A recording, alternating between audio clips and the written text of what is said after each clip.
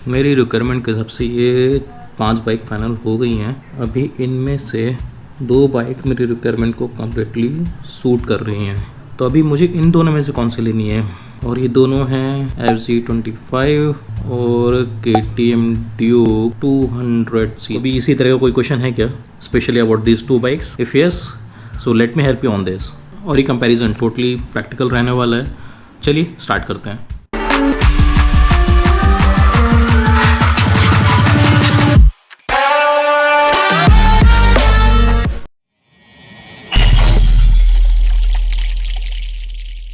अभी मैं जो पॉइंट्स कवर करने वाला हूँ for the comparison between these 2 bikes, ये पूरा प्रैक्टिकल सिनेरियो बेस्ड रहेंगे। प्रैक्टिकली मतलब हमें ये बाइक किस तरह से हेल्पफुल है या नहीं है, या फिर हमें क्या क्या इश्यूज़ हो सकते हैं ये दोनों बाइक खरीदने के केस में। तो मैं इसका टेक्निकल डिटेल्स में बिल्कुल नहीं जाने वाला हूँ। अगर आपने कभी भी देखा हो मेरे वीडियोस, तो मुझे टेक्निकल से इतना कुछ लेना देना नहीं। वो प्रैक्टिकली इतनी यूज़फुल है वो चीज़ अपने लिए, उसके ऊपर मैं हमेशा फोकस करता हूँ। First thing is the power. ये दोनों बाइक एक्चुअली कितना पावर जनरेट करती हैं। तो FZ25 20.9 PS का पावर जनरेट करती है एट 8000 RPM और उसका टॉर्क रहता है 20 newton metre at 6000 RPM। KTM Duke 200 का पावर रहता है 25 PS एट 10000 RPM और उसका टॉर्क रहता है 19.3 newton metre at 8000 RPM। Figure से समझ में आ जाता है FZ25 का जो पिकअप है वो काफ़ी अच्छा रहने वाला है। Duke 200 का उतना अच्छा नहीं रहेगा, बिकॉज FZ25 जो पावर जनरेट करता है वो लो RPM पे ही जनरेट कर देता है। मतलब आपको उसका एक फुल पावर जो होता है, जो मैक्सिमम पावर जो वो जनरेट कर सकता है, वो आपको लो RPM पे ही मिल जाता है। That mean 6000 RPM। KTM Duke 200 में वैसा नहीं है, वो उसका 10000 RPM के आसपास मिलता है आपको। तो उस हिसाब से देखा जाए तो उसका initial pickup and power, initial pickup और एक्सेलरेशन ज़्यादा अच्छा रहने वाला है FZ25 में एज कम्पेयर टू KTM 200। अभी हम लोग हाई RPM पे यूज़ कर रहे हैं, तो वाइब्रेशन कैसा रहेगा? दोनों ही मॉडल जो BS6 में आए हैं वो पहले से रिफाइंड होके आए हैं।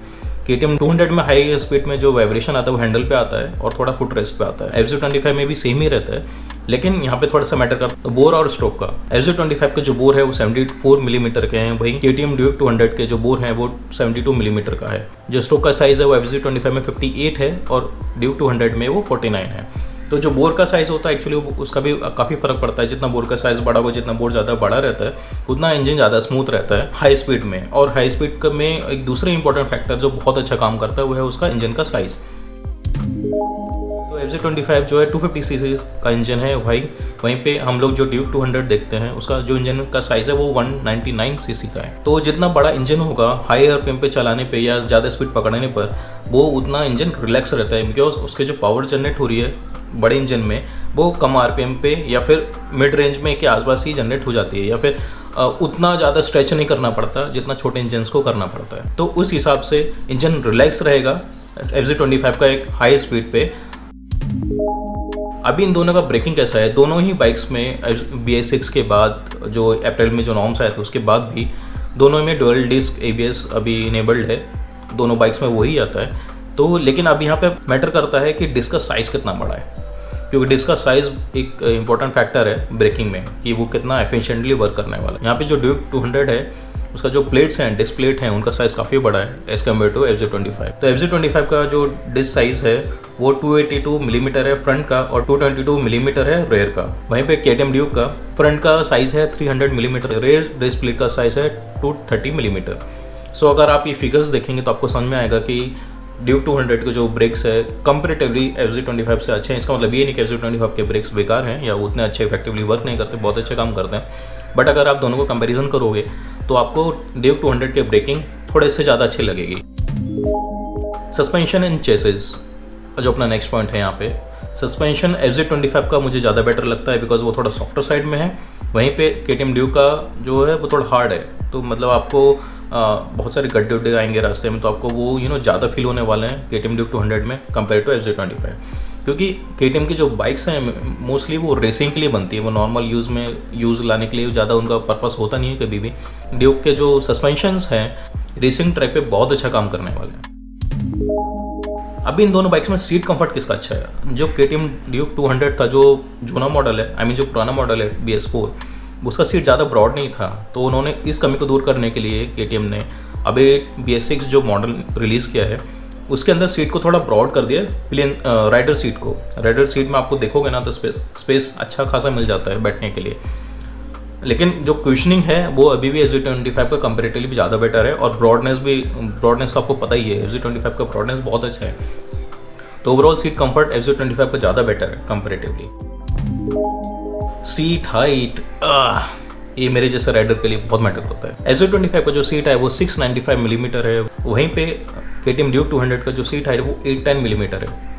तो काफ़ी मार्जिनल डिफरेंस है दोनों की सीट हाइट में। FZ25 की सीट हाइट कम होने की वजह से जो शॉर्ट राइडर्स हैं लाइक मी, जैसे मेरा हाइट 5'1" है, तो मेरे जैसे लोग काफ़ी आराम से चला सकते हैं। लेकिन अगर मैं KTM Duke 200 को चलाने के लिए जाऊंगा तो मैं उसे नहीं चला पाऊंगा, बिकॉज मेरे पैर ऑलमोस्ट फ्लोट ही करते रहेंगे, हवा में रहूँगा पूरा टाइम में। तो KTM Duke 200 की जो करंट सीट हाइट दी गई है पहले से जो ज़्यादा हो गई है फिलहाल, उस हिसाब से उसको करीबन 5.5 के ऊपर के वाले बंदे ही लगेंगे। तो मेरे जैसे लोगों के लिए तो KTM में अगर बोलूँ तो 125 cc ही राइडेबल है, बिकॉज उसके सीट हाइट कंपेरेटिवली काफ़ी कम है। Instrument cluster, KTM is known for that. जितनी इंफॉर्मेशन KTM अपने इंस्ट्रूमेंट क्लस्टर में देता है उतनी इंफॉर्मेशन कोई दूसरी कंपनी मतलब देती ही नहीं है अपनी बाइक्स में। लेकिन उसका क्लस्टर काफ़ी एडवांस है, बट 2000 BS6 जो है उसमें कोई चेंज नहीं आया। पहले वाला जो यूज़ होता था सेम ही क्लस्टर है, उसके अंदर कोई चेंज नहीं है, बट उसके अंदर जो इन्फॉर्मेशन है वो बहुत ज़्यादा है। आई एम नॉट श्योर कितने लोग हैं जो उसको यूज़ करते हैं, सारी इन्फॉर्मेशन देखते हैं उसके अंदर, मतलब सबके सब फीचर्स यूज़ करते हैं कि नहीं करते। I am not sure, because मैंने इस बाइक को थोड़ा टाइम के लिए चलाया है, बट BS4 चलाया है, BS6 नहीं चलाया मैंने। तो मैंने नोटिस किया कि उसमें पहले से इतनी इन्फॉर्मेशन रहती है कि मुझे उसको चेंज करने की ज़रूरत ही नहीं पड़ती है। मुझे जो इन्फॉर्मेशन वो इनफ लगती है, तो मैं उसके सारे फीचर्स चेक ही नहीं कर पाता कभी। Fuel indicator, temperature indicator, service indicator, side stand indicator. तो इस तरह के फीचर्स जो आपको मिलते हैं वो KTM में मिल पाएंगे, कोई दूसरे कम्पीट करने के लिए उसको है नहीं। Side stand I think BS6 में भी आ गए FZ25 के, बट बाकी सब फीचर्स नहीं है। KTM का जो कंसोल होता है वो बहुत रिच होता है इंफॉर्मेशन शेयर करने के मामले में। दोनों बाइक्स में MRF के टायर ही यूज़ होते हैं, लेकिन जो KTM के जो टायर्स हैं वो काफ़ी अच्छे हैं, क्वालिटी के हैं। उसका रीज़न ये है कि उसके जो टायर्स हैं रेडियल शेप के हैं। Radial tyres comparatively soft component के बने होते हैं as compare to other tyre जो FZ25 में यूज़ हुआ है। इसकी वजह से उनका लाइफ कम रहता है, लेकिन उसका स्टिकीनेस जो होता है रोड पे वो बहुत अच्छा होता है। तो वो बहुत यूज़फुल होते हैं जब वो कॉर्नरिंग कर रहे हैं, घाट सेक्शंस में चला रहे हैं या फिर ट्रैक पे चला रहे हैं, तो उनका ग्रिप ऑसम रहता है। अगर मैं टायर वाइज बोलूँ तो KTM के टायर्स काफ़ी अच्छे हैं as compare to FZ25। Maintenance cost, भाई जेब पे कितनी भारी पड़ती है बहुत मैटर करता है। FZ25 की मेंटेनेंस कॉस्ट काफ़ी कम है कंपेयर टू KTM Duke 200, क्योंकि ऑब्वियस है KTM है तो उसके सारे पार्ट्स ऑलमोस्ट प्रीमियम क्वालिटी के रहते हैं, उनके प्राइस भी प्रीमियम ही रहते हैं। जबकि FZ25 के पार्ट्स बहुत अच्छे रहते हैं, बट कॉस्ट के मामले में वो उतने एक्सपेंसिव नहीं है जितने KTM के हैं। मेरा खुद का बाइक FZ25, मैंने तो यूजुअली कभी नोटिस नहीं किया वो चीज़, लेकिन KTM में आप इंजन हीटअप होता है या नहीं, इस बात का अंदाज़ा आप इसी बात से लगा सकते हैं कि उसके अंदर लिक्विड कूलिंग सिस्टम दिया हुआ है, रेडिएटर फैन दिए हुए हैं। तो मतलब आप अंदाज़ा लगा सकते हो कि उसका इंजन एक्चुअली इतना हीट प्रोड्यूस करता है कि उसको कूल डाउन करने के लिए हमें इतना सब चाहिए। तो अगर उस बाइक को आप ट्रैफिक में चला रहे हैं तो FZ25 के कंपैरिजन में वो ज़्यादा हीटअप करने वाला है। अभी टैंक साइज़ भी बहुत मैटर करता है। अगर आप लॉन्ग डिस्टेंस जा रहे हो तो टैंक साइज़ बहुत मैटर करता है। FZ25 का जो टैंक साइज़ है वो 14 लीटर का है, और KTM Duke 200 BS6 का जो टैंक साइज़ है वो 13.5 है। पहले इसका कुछ 10.5 था, बट अभी उन्होंने बढ़ा के 13.5 कर दिया है। लेकिन यहाँ पे FZ25 का एवरेज काफ़ी अच्छा मिलता है। तो उसका मतलब ये है कि अगर आप लॉन्ग ट्रिप पे जा रहे हैं तो FZ25 एक लॉन्ग डिस्टेंस कवर कर सकता है एक ही बार रिफिल करने के बाद, जबकि KTM Duke उतना नहीं कर पाएगा, बिकॉज KTM का एवरेज 30 to 35 के बीच में वेरी करता है, जबकि FZ25 का एवरेज ऑन हाईवेज 40+ चला जाता है आराम से। तो उस मामले में FZ25 is much better.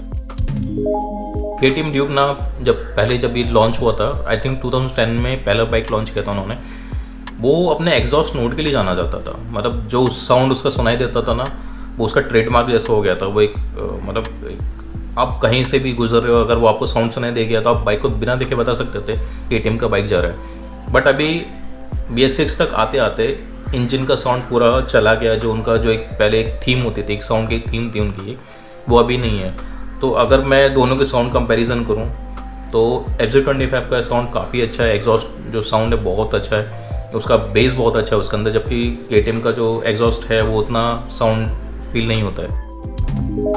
KTM Duke is known for the technology, तो KTM की जितनी भी बाइक्स होती हैं उसमें हमेशा लेटेस्ट टेक्नोलॉजी यूज़ होती है, बट अभी इंडियन कंडीशंस वो कितना जस्टिफाई कर पाती है वो आप और मुझे शायद बताने की ज़रूरत नहीं पड़ेगी, बिकॉज अगर हम लॉन्ग टूर कर रहे हैं और वो कहीं ख़राब हो जाती है तो मतलब आप यार लटक जाओगे।